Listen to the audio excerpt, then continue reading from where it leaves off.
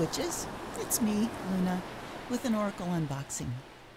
I have a gift deck today that came from my friend Sherry down in Tennessee. Sherry Lampley, thank you so much, darling. Look at this beautiful box. This is Wicca Oracle Cards, new edition. What are you doing? It's getting into mischief back there. I had to make sure. Okay. Come on up. Come on up, boo. Come on. Maybe he will. He'll terrify me if he does. Okay. So, Oracle Cards, new edition by Nada Mesar, and Lunaea Weatherstone. I have several other decks written by Lunaea Weatherstone, and I really like them. I like her writing a lot. Let me take a look here. We'll get this open, and then I'll tell you what the other decks are that I have of hers. The artwork of this is by Chatriya. Oh boy, okay. I'm going to try my best here. Hemharnvibul, I think. I hope I didn't murder that too badly. Wicca Oracle Cards. We've got kind of a mask here.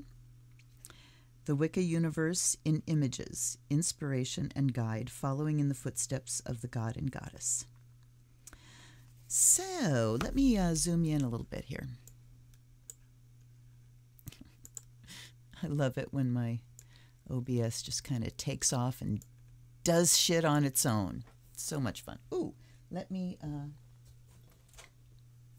light my charcoal. And I've got a pie that's coming up here. Pea Pie, what are you doing? No, you can't go that way.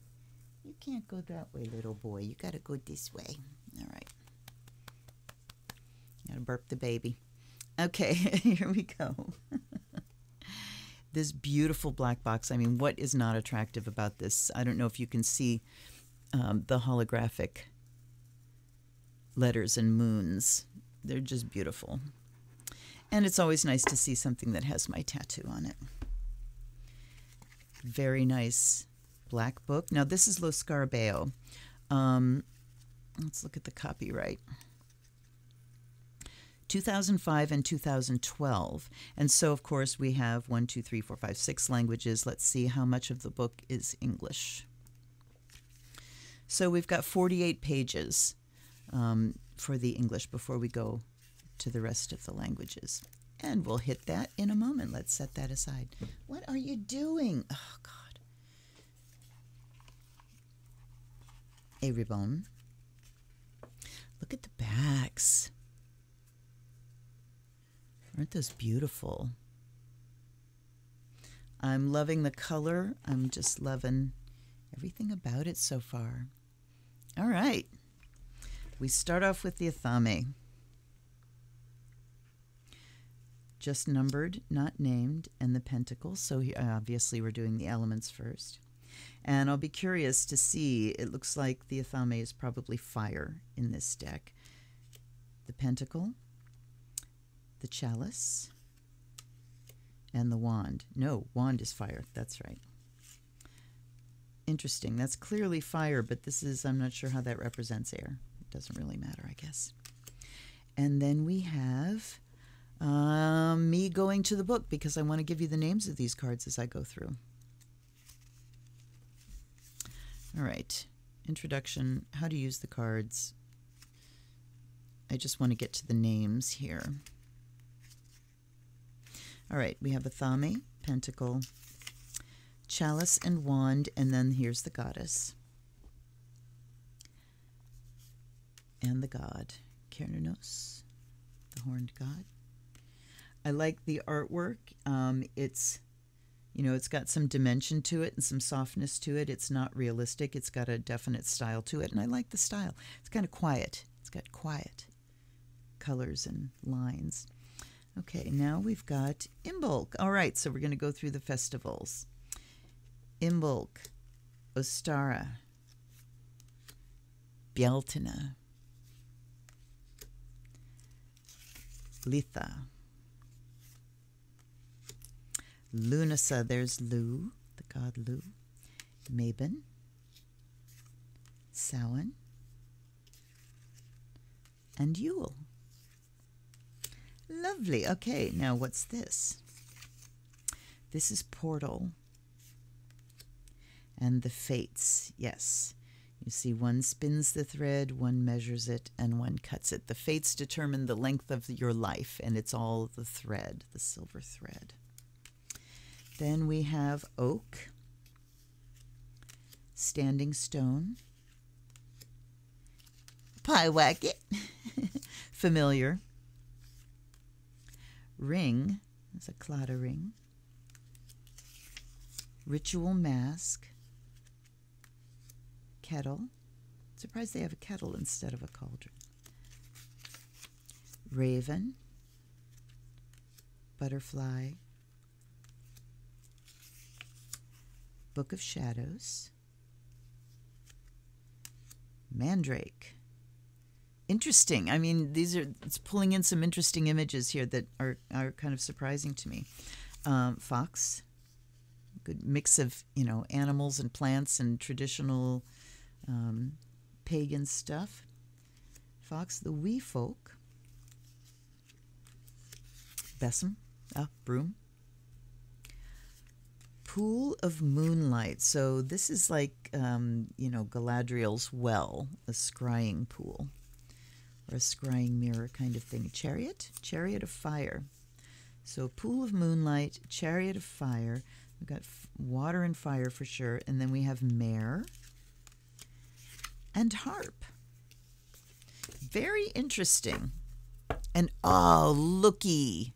I didn't even look at the edge. I mean, look, it's kind of... That's frickin' awesome. Look at that glow. Ow! Sweet. Okay. Back to the book. Introduction. Wicca is a modern spiritual and magical tradition with roots that go back many hundreds of years. It grew from ancient knowledge of the seasons, the wheel of the year, and an intimate connection to the spirits of the earth. Rather than a single deity, Wiccans worship a goddess and a god, both of whom are known by many names. Modern Wicca has retained old folklore as well as creating new rites that evoke practices lost in the mists of time.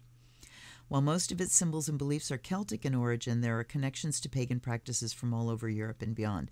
And, I mean, it depends on your definition of pagan. If you're talking about neo-pagan and, the religions that were created pretty much in the 20th century, then, yeah, we're talking about Celtic base and European stuff. But if you look at the broader definition of pagan being earth-centered and earth-based religions, then you can include a whole bunch more that maybe wouldn't call themselves pagan at all. You can think about the term pagan that just means not Christian, a heathen. And heathen kind of means the same thing, which is people that lived out on the heath or lived in the country. And then that becomes even more encompassing because anybody that's not a Christian is a pagan, But that's not the way pagans use the word. So, how to use the cards. To begin, simply look at the images of the cards and let them reveal a personal meaning to you. And I mean, this is a small deck. There's only... How many did we have? 33. Ooh, I like that number. Wicca strives to bring forth the innate wisdom with which each of us is blessed. Rather than looking to an external religious source for guidance, Wicca encourages the seeker to look within. So before reading the interpretations of the cards, take some time to let the pictures themselves speak, using your own language of symbols. Once you begin to use the cards with the interpretations in this book, continue to refer back to the pictures. Art and words reach us at different places in the spirit, and both are important if the full benefit of the oracle is to be attained. Then we have daily reading. Just pick a card a day. Affirmation and challenge. Because Wicca is a path of empowerment and growth, each card offers both an affirmation and a challenge. Affirmations are short personal statements in the present tense, such as, I am well and happy. Powerful tools for magical work. For the essence of magic is aligning yourself with your intention as if it were happening already. Very succinct definition there. I like it. Affirmations can be written and included in charms or said aloud as a type of prayer. The act of stating an affirmation says to the universe that you believe in your own power to make changes in your life. Challenges are what move us toward growth and transformation. The Wiccan path is one of personal excellence, always striving to be the best we can be as a way of giving thanks for the gifts bestowed by Goddess and God. Absolutely. The challenges on the oracle cards ask a question in the Wiccan tradition of challenging a seeker to look in his or her soul for the truth. These questions can be used for journaling, for discussion in a circle or coven, or as a thought starter for creating personal ritual or spell work. I like this. Okay, the spreads. Cast a circle. One of the most basic Wiccan practices is the casting of an energy circle. This spread is really a one-card reading, but with 4 other cards used to make that sacred space in which to receive the message of spirit. So to begin, you remove 1, 2, 3, and 4 from the deck. Place them in a circle on the table or on the floor around you while saying the following invocation. The Athame says, "Welcome, powers of the East, spirits of air, to this my sacred circle." You know what? We're going to do this. All right, before I shuffle them, we're going to do this. All right. And now see, they've put the Athame in the... All right, we're just going to follow their system. I won't be a fussy witch. I won't. All right, and I'm going to zoom you out just a little bit so we can see more. All right.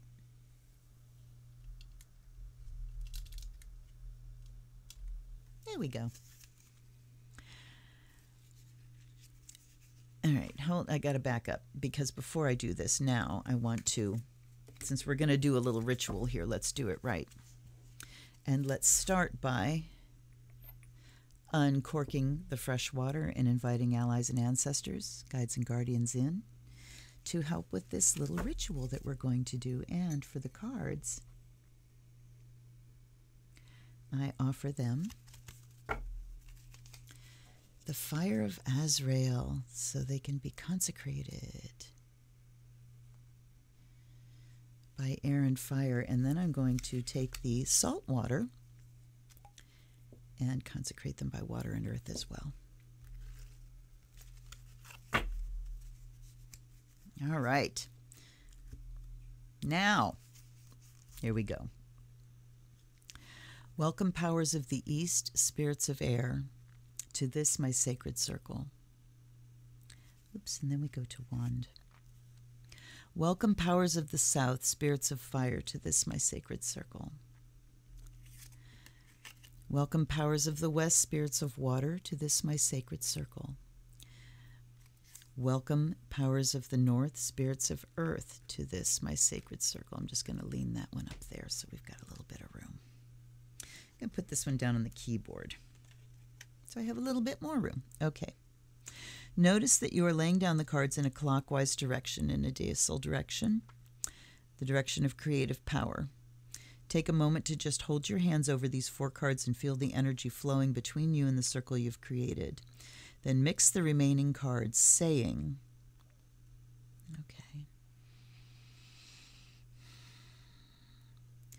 saying, "Bless me, Lord and Lady, with divine wisdom. Tell me what I need to know today." And then it says, draw 1 card and place it in the center and take the time you need to absorb. And then when you complete, you close it by picking them up widdershins, which is anti-clockwise. All right. And I'm going to take 3 cards because this is a reading for Sherry.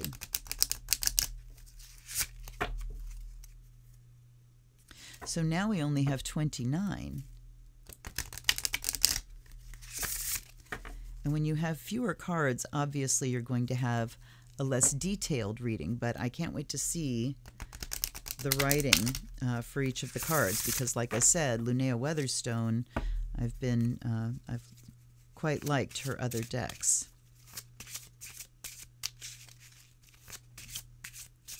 And they're telling me to spread and pull, so that's what I'm going to do. Well, there's one. Let me just keep shuffling then. I'd like 2 more, please. This is for my friend Sherry, who gifted me with this beautiful deck. What message do you have for her? What does she need to know? All right, I'm going to spread and pick the rest.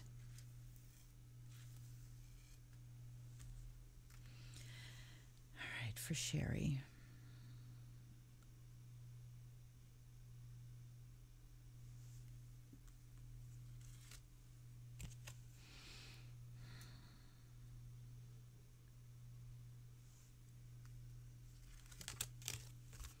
All right. So we have the Mare. Oh, we've got the Goddess right in the middle. Look at that. All right. Well, thank you, my lady, for showing up for Sherry. Okay. So we have the Goddess, and obviously she is the receptive principle. She is manifest reality. At the most essential energetic level, the God represents the force and the Goddess the form. So she is the form of everything. She is the planet Earth itself. She's all the plants and the creatures. Anything that has physical form is represented by the Goddess. And you see her sickle of the harvest and the sheep, showing that she has domain over the creatures, and then the cornucopia. So, and the green she's wearing, it's all about abundance and harvest. The Mare on this side, the thing that stands out is, of course, she has a foal at suck. She's got a baby nursing. And so she is a mothering principle as well. And I'm curious, because if it were just like if it was Epona, like the white mare, there's kind of a wildness about that. And, you know, the idea of running like the wind and being able to go far afield. But this, I'm not sure. So here we go. We're going to look up. Oops, got to stay in the English. Here we go. Mare. So we have a description, then we have meaning, reversed, keywords, affirmation, and challenge. A gentle mare nurtures her foal, protecting it as it learns to stand on its own and explore the wide world. The mare symbolizes unconditional love, the tenderness of the great goddess for all her children. There's nothing stronger or more enduring than mother love. So this goddess is really not showing up like in mother form. This is a mother card. It says, give yourself without reservation to those you love and receive their love in return. Such freely given love is nourishing and sustaining to all your endeavors. It is safe to open your heart. The key words are nurturing, nourishment, and protection. And the affirmation is, I give my whole heart in tender love. The challenge says, what part of you aches to be loved? I like it when decks have a question with them, because it just really opens things up to you exploring and finding your own meanings. All right, so nurturing, nourishment, and protection. Then we have the Goddess. The Goddess is the source and embodiment of eternal feminine power and wisdom. As symbolized by her crown that shows the waxing full and waning moons, she is maiden, mother, and crone in one. Her generous bounty feeds all the creatures of earth, nurturing body and soul with infinite love. Great fortune is yours for the taking. The Goddess wants only good things for you, and she entreats you to love yourself as she loves you without limits or conditions. And I just want to see what the reverses are like. When reversed, this card simply means that you've forgotten to reach out to the loving embrace of the Goddess. Do so now. Keywords are love, grace, and strength. I am the beloved child of the Goddess, and the challenge is, what are the gifts the Goddess has given to you? So this talks about giving your love, nurturing and giving love, and this talks about you being loved. So the center of everything is just knowing how very much you are loved and cherished by the Goddess. And so that would be where I would start, is by telling you that it's time to do some gratitude work and do some acknowledgement of the many ways that the Goddess has blessed you, starting with awareness of her, you know, starting with awareness of nature and the divinity within nature, and, you know, being grateful that we're witches and pagans, and just for the consciousness and the awareness that we have. And then, all right, I'm going to go back here.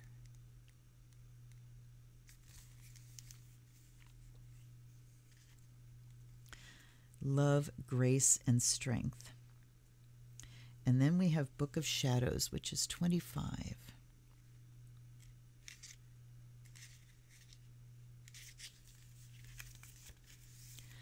A Wiccan Book of Shadows is a record of rituals, beliefs, prayers, and magical lore. While there are published books of shadows, each practitioner will have a personal book as well, for Wicca is a tradition that greatly values individualism and rejects dogma. The Book of Shadows is a tool, not a set of commandments.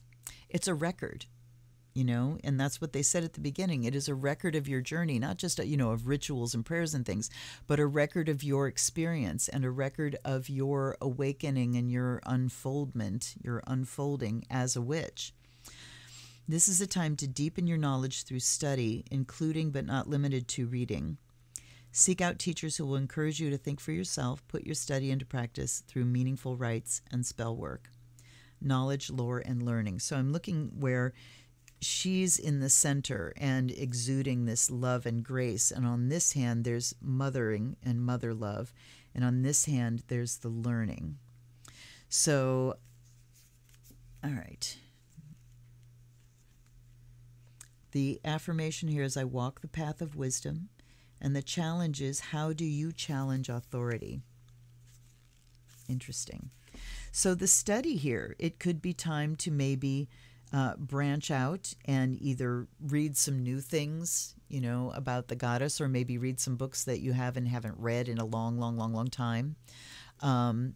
It's very interesting to go back to the foundational books that you had. Like for me, it's Starhawk, Spiral Dance, Z Budapest, Holy Book of Women's Mysteries, and The Farers, which is Bible Complete, and The Witch is God and The Witch is Goddess. Those are my foundational books, and many others by each of those authors, actually. But I haven't read them in a long time. And what I've been doing when I have a little bookshelf in the bathroom, and I will take a book that I need to take my time with and put it in the bathroom, and that's what I call slow reading. And I read the whole of The Lord of the Rings this way, and reread Mists of Avalon, for the 30th time this way. And those are books that I haven't read in a while, and just being forced to take a very small, a few pages at a time with very familiar stories, or like with your foundational books that are very familiar to you, that you've internalized a lot but you haven't seen in a while, and taking just a few pages at a time in those books can reveal so much more to you. Because surely when you first got those books, you probably just ripped right through them, right? You were so hungry for what they were teaching you that it's like, just tear through them.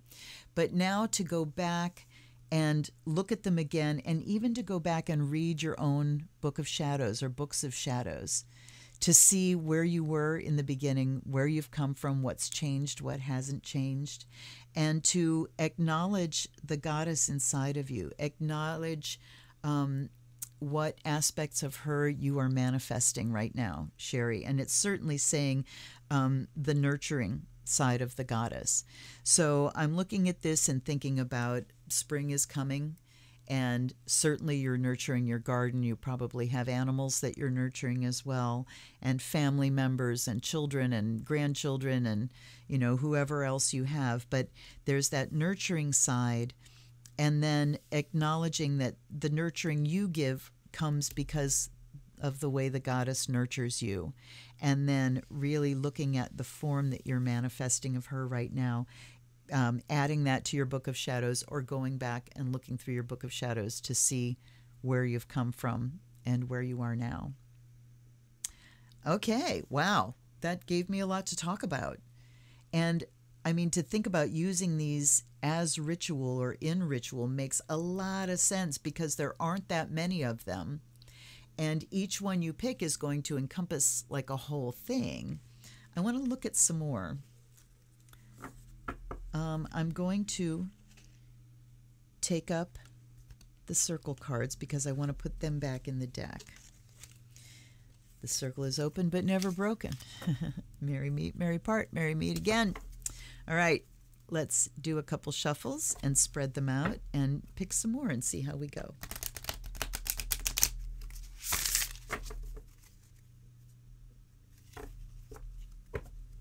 And the images, you know, are simple enough in themselves. I mean, they're full images with a lot of detail, but like this one, there's a broom and a floor. And I mean, you could look at the picture, that could stand out to you, and your imagination could play around what's going on in that field, what time of year it is. It's springtime. But they are rather simple images. You know, that's a cornucopia and a harvest table, and we see fruits and vegetables, and that's that, right? So with simple images like that, then you can go further in your interpretation, really. You know, the more detailed a card is, the more it kind of confines and limits the number of meanings that you can pull out of it.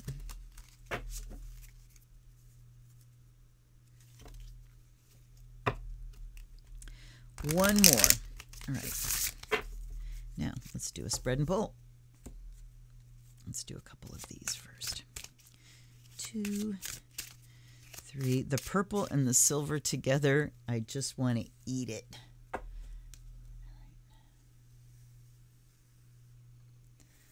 right. Now let's have a general message.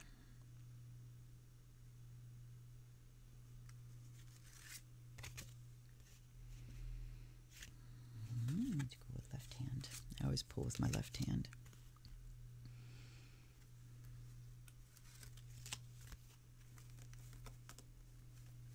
Okay. Watch me pick the exact same 3 cards. I would die laughing. Okay. Look at this. Oh my. Look at this. So we have the goddess, and then we have Lu, who is the god of my birthday, August 1st. Yes, I was born on a pagan holiday, and my mother and her doctor picked it for me, for which I'm eternally grateful. And then we have the magic mirror pool, what was it called? Pool of Moonlight. So we know what the goddess talks about. Let's look up Pool of Moonlight. The full moon shines on a sacred pool as a priestess gazes within its depths, searching for understanding and inspiration. The quiet beauty of moonlight on water provides a mirror of the soul. Seeing yourself as a beloved child of the moon goddess, messages can be divined from the watery depths, brought forth from the underworld and illuminated by the celestial light.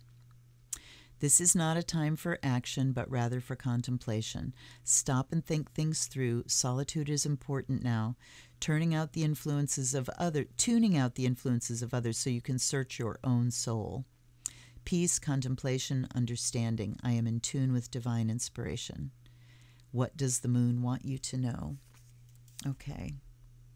And then the god on this side, and this is actually representing the holiday of Lunaea, is the Celtic cross quarter, August 1st, holy day that welcomes the beginning of autumn. The corn is ripe and ready for gathering. At this time of year, the horned god becomes a symbol of sacrifice, the grain cut down for bread, and the seeds returned to the earth for the next year's harvest. Of course, they're not returned to the earth till spring. So, also known as Lammas, or Loaf Mass, this day is celebrated by the baking and eating of bread in a mindful way, acknowledging its ancient tradition of holiness. And, I mean, they used to bake bread men, you know, bread in the shape of men. And then you would consume that. You would eat the god and eat his flesh. Because the god is the sun, you know, that rises from the womb of the mother and then is sacrificed.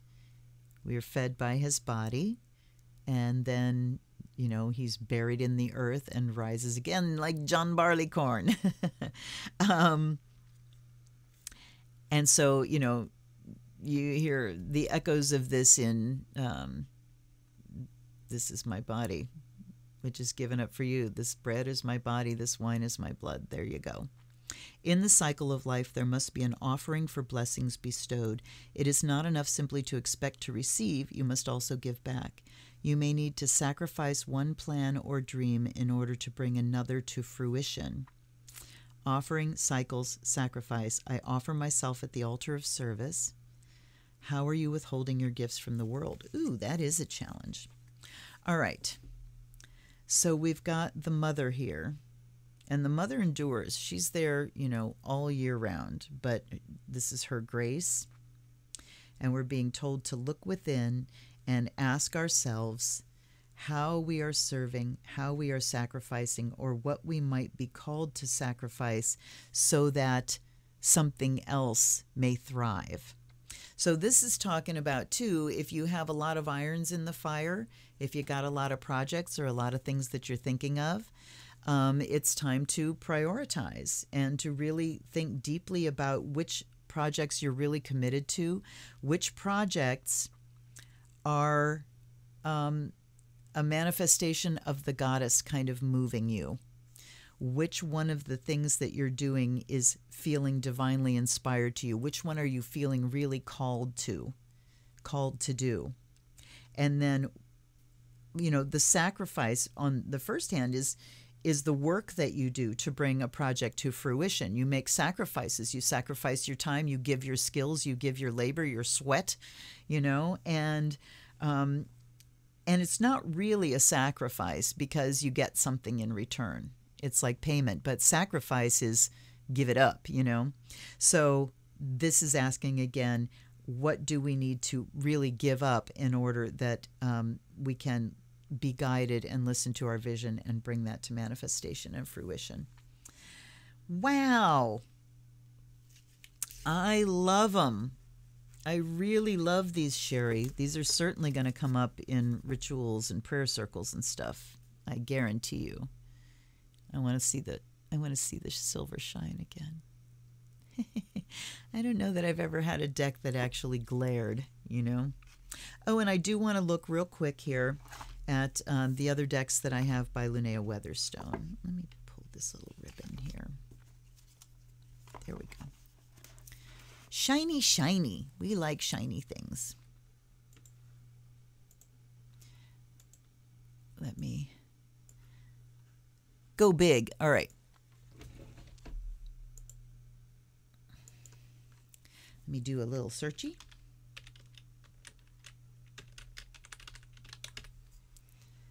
All right.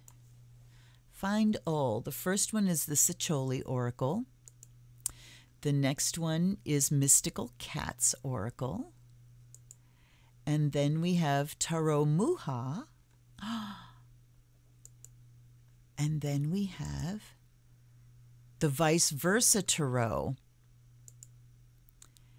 And then we have Wicca Oracle. So I've got 5 decks written by Lunaea Weatherstone. And I really do like her writing.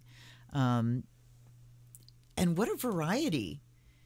What was it again? Sacholi, and then Mystical Cats, and then Tarot Muha. So she's working with somebody, Massimiliano Filodoro. So she's working with a different person in each of these, the Vice Versa Tarot and the Wicca Oracle cards. So she gets around, and she does a really good job of it. So I hope you got something out of that. That was kind of a short one, but it's a small deck. And thank you again, Sherry. Thank you so much. Blessings to you, my love. Threefold blessings to you for your donation to the collection. Your name will be in this box forevermore. And I put it when I catalog them, when I receive a gift from somebody. So your name will be mentioned again and again, probably down the generations as these things get passed on to people.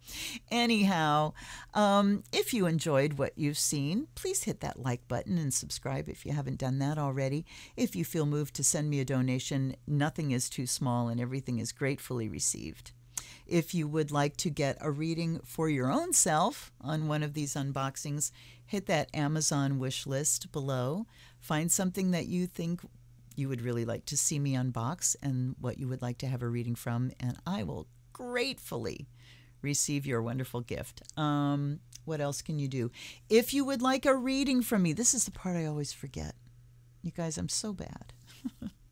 If you would like a personal reading from me, DM me below. There's a link for Facebook where you can DM, and I will give you details, and we can get things set up. So take care, everybody. Please stay safe and keep wearing your masks. The end is near in one way or another. But, you know, we do see a little bit of glimmer that we may possibly be able to have some enjoyment. If not in the spring, then maybe in the summer. May it be so. Sending those vibes out there. All right, I will see you on Saturday for a prayer circle, on Monday for a tarot unboxing, and on Wednesday for readings for the signs. Until one of those times, this is the Zen Witch. Blessed be.